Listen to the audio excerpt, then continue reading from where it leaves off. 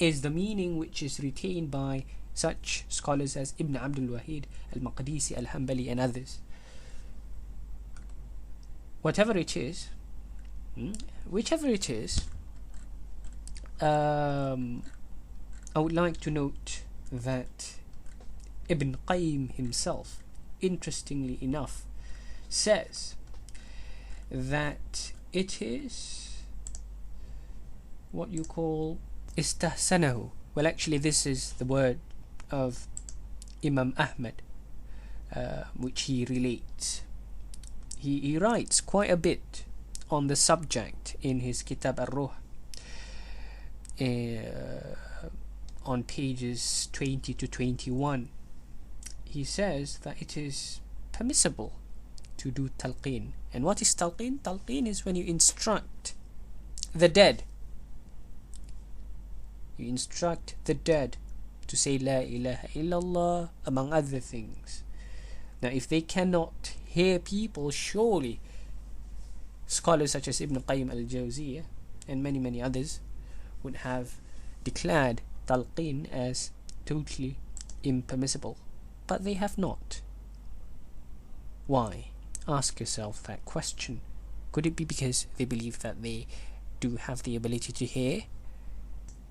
In fact, the strongest proof is used by Ibn Taymiyyah himself to prove that the dead have awareness of the living. And that is, of course, the hadith from Anas bin Malik radiallahu an, who narrates from the Prophet Muhammad sallallahu alaihi wasallam that he said, when Allah's slave is put in his grave and his companions return and he even hears their footsteps, 2 angels come to him and make him sit and ask, etc. It's quite a long hadith. This is narrated by Anas bin Malik radiallahu an, a sahih hadith, no doubt about it, recorded in Sahih Bukhari, volume number 2, book number 23, hadith number 4562, as well as in Sahih Muslim, book number 40, hadith number 6862. And Ibn Taymiyyah in Majma' al-Fatawa, in volume number 24, he was asked if the dead are aware of the living who visit them. Ibn Taymiyyah replied, there is no doubt that they are aware of the living that visit them. And then Ibn Taymiyyah quoted the hadith that is recorded in both Bukhari and Muslim regarding the deceased being able to hear the footsteps. Surely if they can hear footsteps, they can also hear voices as well. By now some of you may be asking, alright, so you've given us plenty of hadiths that show people do have the ability to hear the living.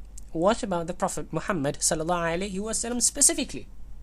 Well, my response is quite simple. If the hadiths are true, and they are, that the people do have the ability to hear and are aware of the living, then surely the Prophet Muhammad sallallahu alaihi wasallam, who occupies a greater and higher position than any other human being on earth, right, and also the other prophets, have the ability to hear as well.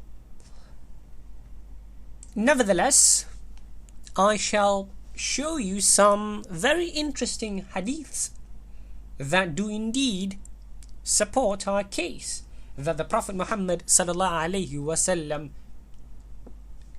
is aware of the living and can hear us. Let's have a look at a hadith narrated by Ibn Mas'ud from the Prophet Muhammad sallallahu alaihi wasallam, who said, حياتي خير لكم تحدثنا ويحدث لكم ووفتي خير لكم تعرض أعمالكم علي فما رأيت من خير حمدت الله وما رأيت من شر استغفرت الله لكم. Which means, my life is a great good for you, you will relate about me and it will be related to you, and my death is a great good for you. Your actions will be presented to me, and if I see goodness, I will praise Allah. Hamidtu Allah. وَمَا رَأَيْتُ مِنْ شَرٍّ اسْتَغْفَرْتُ اللَّهَ لَكُمْ. And if I see other than that, if I see evil, I will ask forgiveness of him for you. This hadith has been reported by Al-Bazzar in his Musnad with a sound chain of transmission as declared by Imam As-Suyuti in Manahil As-Safa, and also in Khasa'is Al-Kubra, and agreed by Imam Ibn Hajar Al-Haytami in Majma' Al-Zawaid, and also by Al-Iraqi in Tarh Al-Tathrib. Al-Iraqi basically said regarding the chain of transmission in Tarh Al-Tathrib fi Sharh Al-Taqrib that this chain is isnaduhu jayyid, that its chain is good. And Ibn Hajar Al-Haytami in Majma' Al-Zawaid said that Al-Bazzar narrated it, and its sub-narrators are the man of the Sahih. And the grading of Sahih is also agreed by Al-Qastalani, the commentator of Al-Bukhari, and also by Al-Munawi in Faid Al-Qadir, and also by Zurqani. Amazing.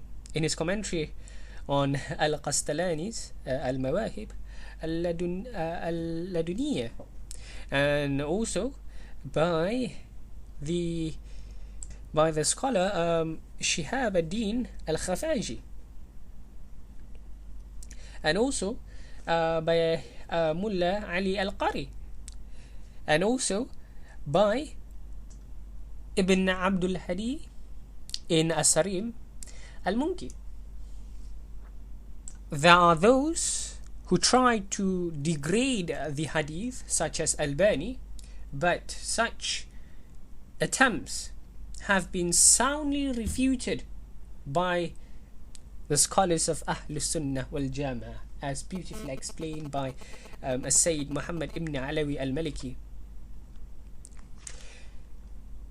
In fact, we have a very clear hadith narrated from Abu Hurairah radiyallahu an, that the Prophet Muhammad sallallahu alaihi wasallam said, لا يهبطن ابن مريم حكما عدلا وإماما مقسطا ولا يسلكن فجا حجا أو مؤتمرا ولا يأتين قبري حتى يسلم علي ولا أردن عليه. It has been declared Sahih by Al-Hakim, and Al-Dhahabi agreed with him. The hadith means, verily